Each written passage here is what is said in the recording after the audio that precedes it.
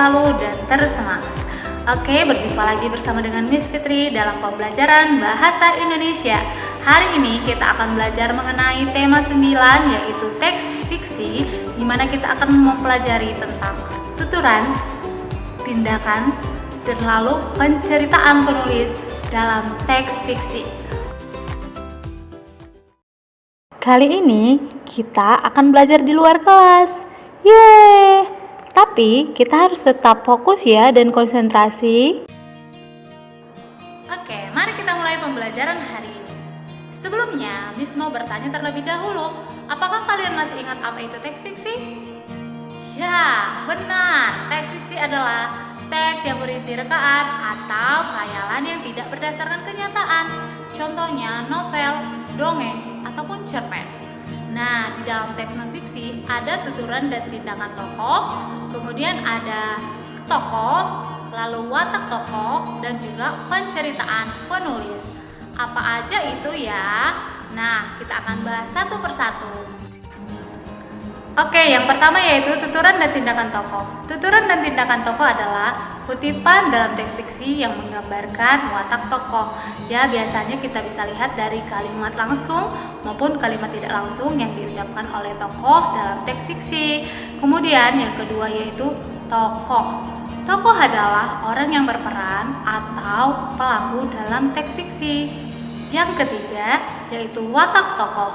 Watak tokoh adalah sifat yang mempengaruhi kepribadian tokoh dalam teks fiksi. Contohnya sifat pemarah, sifat sombong, egois, setia, patuh, dan lain-lain. Kemudian yang keempat yaitu penceritaan penulis. Penceritaan penulis adalah gambaran pengarang atau penulis terhadap tokoh dalam teks fiksi. Oke, selanjutnya kita akan simak info berikut ini.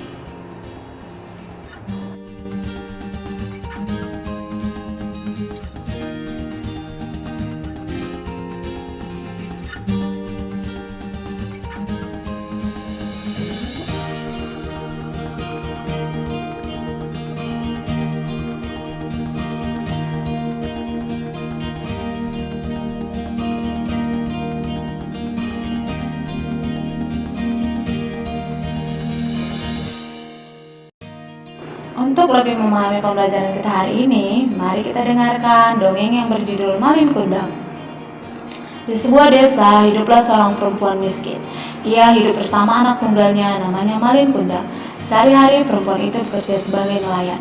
Namun penghasilannya tak bisa mencukupi kebutuhan mereka sehari-hari, sehingga hidup mereka selalu berkekurangan. Saat Malin Kundang mulai dewasa, ia memutuskan untuk pergi ke kota. Ia ingin mengadu nasibnya di sana. Barangkali dengan pergi ke kota, aku bisa mengubah nasib kita, ibu, ucap Malin. Dengan berat hati, ibunya pun mengizinkan. Kini ibunya kembali menjadi perempuan tua yang kesepian. Setelah kepergian Malin, ibunya selalu memikirkan keadaan anaknya itu. Ia jadi sakit-sakitan, sementara Malin tak pernah mengirim kabar untuknya. Hingga beberapa tahun kemudian, Malin berhasil mengubah nasib. Ia telah menjadi saudagar yang kaya raya. Malin memiliki banyak kapal. Hidup Malin tak lagi susah. Malin juga menikahi seorang perempuan bangsawan yang sangat cantik. Suatu hari Malin ingin melihat keadaan desanya. Sudah lama sekali ia tak pulang.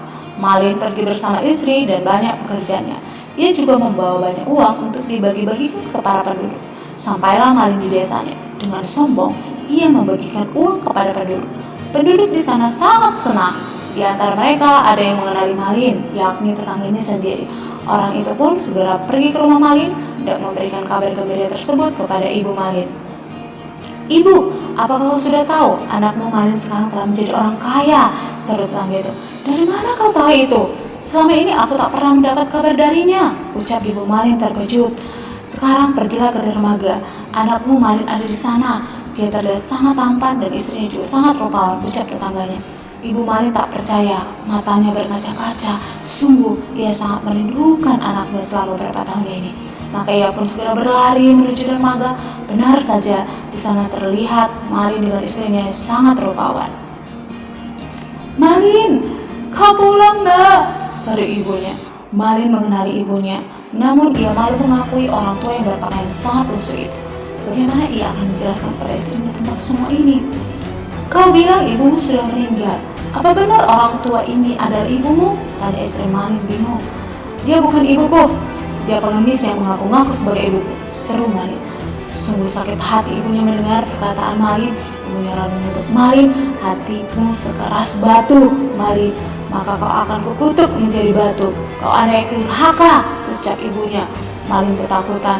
Ia memohon ampun kepada ibunya, namun ibunya sudah sangat sakit hati. Seketika hujan turun sangat lebat dan petir menyambar.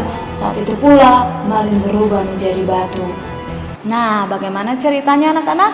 Nah, sekarang kita akan menuliskan tokoh, watak tokoh, tuturan dan tindakan tokoh, serta penceritaan penulis.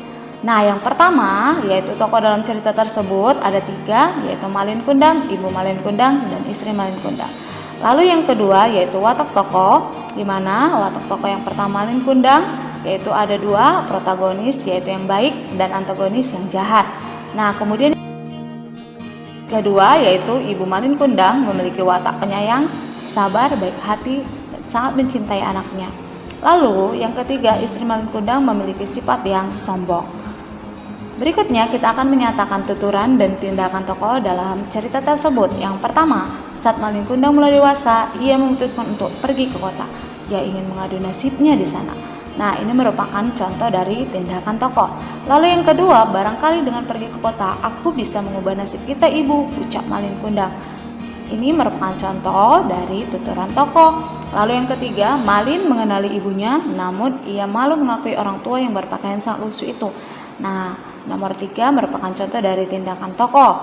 Lalu yang keempat, dia bukan ibuku, dia pengemis yang mengaku-ngaku sebagai ibuku, seru Malin. Nah, ini merupakan contoh dari tuturan tokoh. Lalu yang keempat yaitu penceritaan penulis. Nah, penulis menggambarkan tokoh Malin sebagai anak yang baik dan jahat. Karena Malin Kundang sudah berhasil di perantauan, ia tidak mau mengakui ibunya yang tinggal di desa. Demikianlah penjelasan untuk pembelajaran kali ini.